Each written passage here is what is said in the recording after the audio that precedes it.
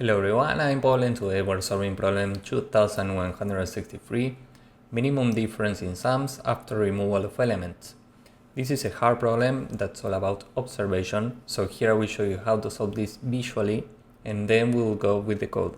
We are given an integer array nums consisting of 3 times n elements. What this means is we can always split nums into 3 subarrays of equal size. And we have to remove one subsequence from nums of size exactly n. And the remaining elements after this removal are 2 times n. And we have to divide these elements into 2 equal parts. The sum for the first elements, the sum for the elements in the first part is sum first, and the sum for the elements in the second part is sum second. The difference in sums is sum first minus sum second, and we need to return this, the minimum difference possible between the sums of the 2 parts after the removal of n elements, meaning after the removal of this subsequence. In case you don't know what a subsequence is, if we remove this and this, the remaining elements form a subsequence. If we remove this and this, for example, remaining elements form a valid subsequence, and if we don't remove anything, we also have a subsequence. So let's say we're given this array and this has a length of 6. So we need to remove 6 divided by 3 elements. This is 2. So we need to remove 2 elements, meaning we need to remove a subsequence of length 2. Now the question is, which subsequence should we remove? Should we remove this, or should we remove this, or this? Well, the solution here is to remove this subsequence. So we remove 9 and 1. And the remaining elements are 7, 5, 8, 3. And now we can split this in 2. And the sum for this part is 12. The sum for this part is 11, and 12 minus 11 is 1. And this happens to be the minimum difference that we can get between these 2 parts after removing 6 divided by 3 elements. Now, I told you this is all about observation. So we need to return the minimum difference between 2 parts. So we have part A and part B. And we need to return A minus B.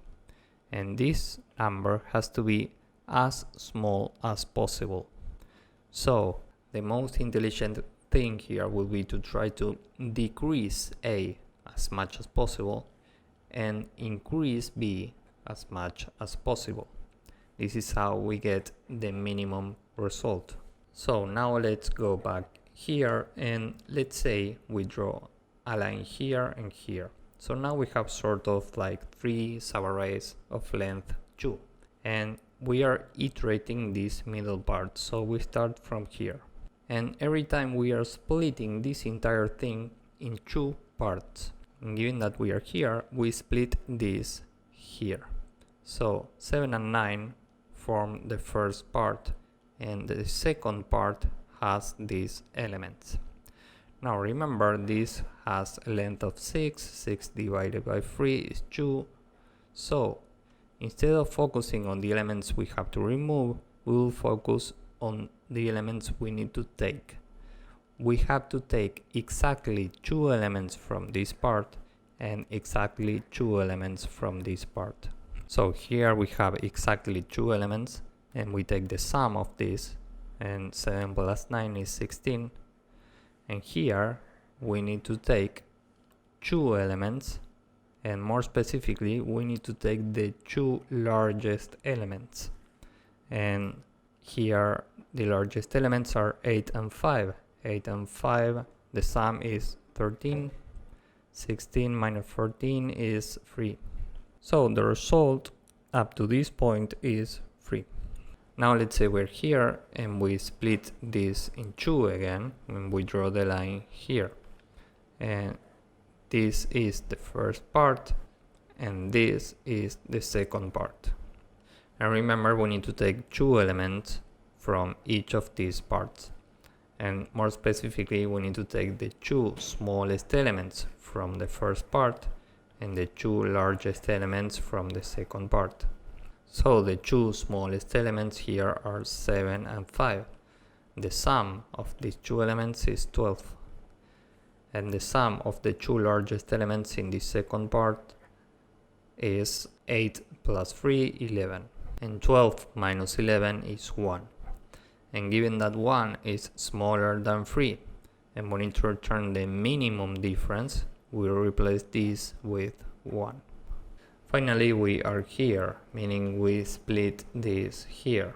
So this is the first part, and this is the second part.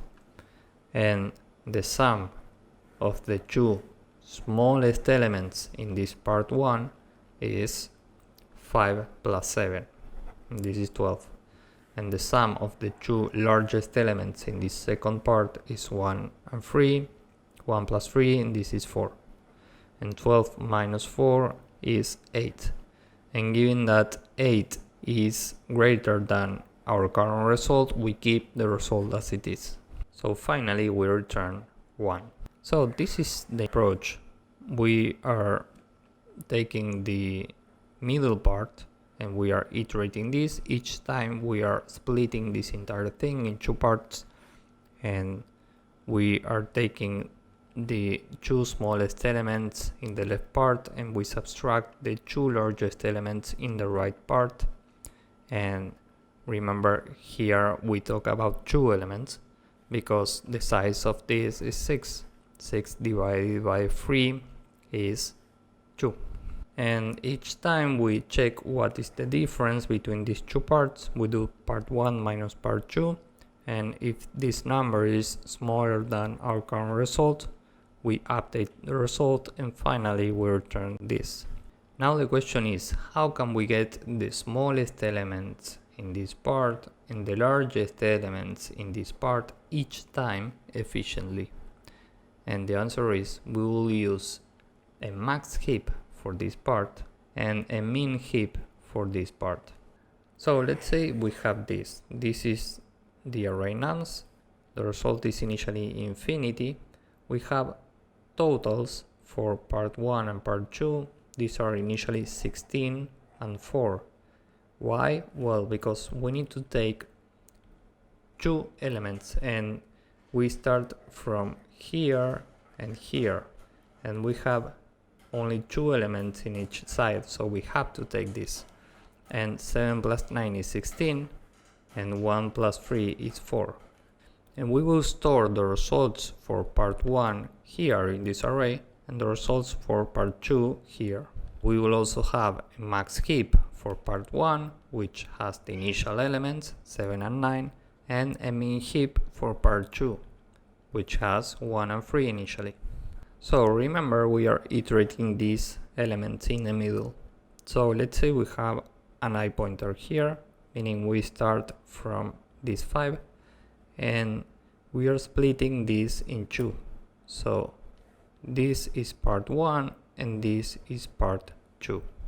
Right now we are going from left to right, so we are focusing only on part 1. And here the first thing we need to do is to add this to the corresponding priority queue, meaning we need to add this here in the max priority queue. Now we have a 5 here, and we add 5 here in total 1, so this is now 21. And given that we have 3 elements here, but we can take, meaning we have to take only 2, we have to remove 1 element from here. And remember this, we want the lowest possible sum for the first part. So that's why we have a max heap, and we pop the first element from here, meaning we pop the maximum element, we pop this 9, and we subtract 9 from here, so this is 12 now. And now we have 2 elements here, and we can put this 12 here. Now the I pointer is here, so we split this here. and this is part 1, this is part 2. For now we are only focusing on part 1, so we add the current element to the max heap. So now we have an 8 here, we add 8 here, in total 1, this is now 20, and now we have 3 elements here, so we need to pop 1. And given that this is a max heap, we are popping the largest, so we pop 8. And we subtract 8 from here, this is 12. So we put another 12 here. Now we update I and we reach the end. So these are the results for part 1. Now we'll focus on part 2. We are iterating the same range, but from right to left. So we start with a total of 4, because 1 plus 3 is 4, and the I pointer is here initially. So first this is part 2, and this is part 1. Remember, we are only focusing here, so first we add the corresponding value, 8, to the mean heap. And we add 8 here, so this is now 12. And now we need to pop the first element here. And remember, we are trying to maximize this second part. That's why we use a mean heap. And we pop the first element, meaning we pop this one, which is the smallest element. We need to subtract 1 from here, this is 11. And now we can update the result at this index for part 2 with 11. Now the I pointer is here, so this is part 2 and this is part 1. We are only focusing here on part 2, so we add the current element to the mean heap and we add a 5 to the total for part 2, this is 16. And now we need to pop the smallest element from this mean heap, so we pop 3 and we subtract 3 from here. So this is now 13. Now we can update this result to 13. Now we have all the information we need here, so we can iterate this from left to right. And first we are taking the difference of 16 and 13, and this is 3, so the result is 3 right now.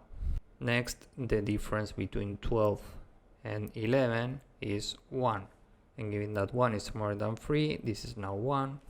Finally, the difference between 12 and 4 is 8, and given that 8 is greater than 1, we keep 1. So finally we return this.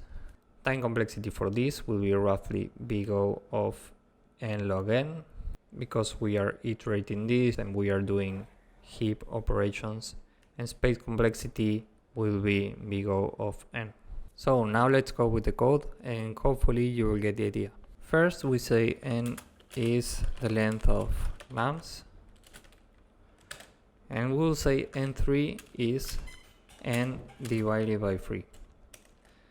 And t1, meaning the total for the first part, is initially the sum of nums, and we take as our array here from the start to n3.